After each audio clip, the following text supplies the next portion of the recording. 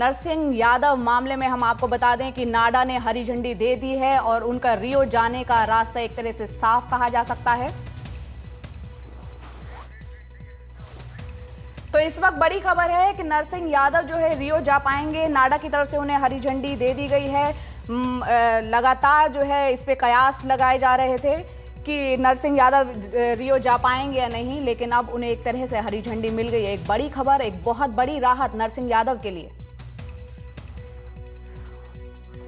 और इस पर ज्यादा जानकारी के साथ हमारे सहयोगी शशांक हमारे साथ जुड़ गए। शशांक, धन्यवाद जया। आपको बता दें इस वक्त की बड़ी खबर है क्योंकि लंबे समय से यह विवाद सामने आ गया था। यह विवाद चल रहा था। नरसिंह जब से 74 किलोग्राम वर्ग के लिए चुने गए उसके बाद से ही लगातार विवादों के साथ ये जो वर्ग है 74 किलोग्राम वो रहा। लेकिन अब डोपिंग का जो मामला 23 जुलाई को सामने आया था, ये खबर सामने आई थी कि नरसिंह दोषी पाए गए हैं, उसमें उन्हें दोष मुक्त कर दिया गया है एक तरीके से, क्योंकि उन पर कोई बैन नहीं लगेगा।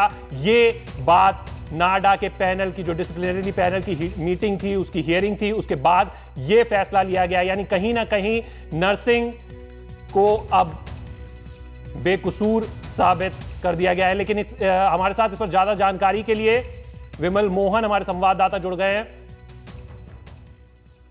बताइए विमल, ये पूरा मामला अब ये किस बेसिस पे उन्होंने फैसला लिया, क्या बात उनकी तरफ से सामने आई है, इसके बारे में डिटेल्स में बताएं। देखिए, सबसे बड़ी बात जो है उनका 2 टेस्ट हुआ था, एक 25 जून और एक 5 जुलाई को। 25 जून को उनमें जो सब्सटेंस पाया गया था एनाबॉलिक स्टेरॉइड, उसकी मात्रा ज्यादा थी और 5 जुलाई को कम थी। इसका मतलब ये हुआ कि जो उन्हें कहा गया है कि 2015 के एंटी डोपिंग जो लॉ है उसके 10.4, मैं ये सेक्शन इसलिए बता रहा हूँ क्योंकि इसी के तहत उन्हें छोड़ा गया है। कहा गया उन्हें बेनिफिट ऑफ डाउट जो है कि उन्होंने जानबूझ के नहीं किया होगा। फिर उन्होंने कहा था कि 23-24 तारीख को उनका जो ड्रिंक है वो वहां रह गया था, जिसमें एनाबॉलिक स्टेरॉइड जो सबोटाज की बात कही गई थी। सबसे बड़ी बात जो है, एक तो उनको मुक्त किया गया, दोष मुक्त, और ये भी कहा गया कि सबोटाज हो सकता है, सबोटाज की थ्योरी की उनको मानी गई है। ये दोनों बातें बहुत अहम हैं और जो आगे भी खेलों की दिशा तय करेगी सबसे।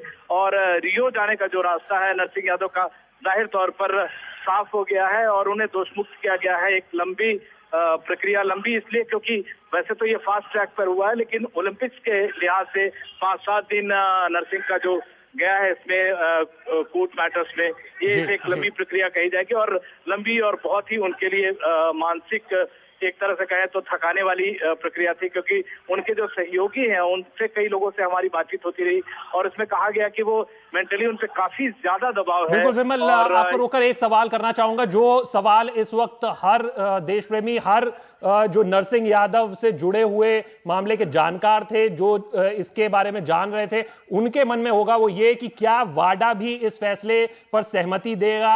ऐसी कोई बात तो नहीं है कि इस फैसले पर कोई और फैसला, कोई और नतीजा वाडा की तरफ से आ सकता है। और दूसरा, नरसिंह क्या रियो जाएंगे? देखिए, सबसे बड़ी बात कि ये मुझे लगता है कि नाडा पैनल जो है, जो वो कहीं ना कहीं जो उनके खिलाफ जो लॉयर थे इस बात को उठा सकता है और यहाँ पे एक उसकी प्रक्रिया होती है कि नाडा पैनल में उन्हें अपील करना होता है और वाडा भी उसकी नजर क्योंकि इस केस पे है, वाडा भी इस प्रक्रिया को कर सकता है। लेकिन जो कानूनी बात कही गई है उसमें एक 10.4 जिसका मैंने पहले भी जिक्र किया, वो है कि बेनिफिट ऑफ डाउट दिया जा सकता है किसी पर्टिकुलर सर्कमस्टांसेस में। वो सारी बातें बताई गई हैं नरसिंह के फेवर में।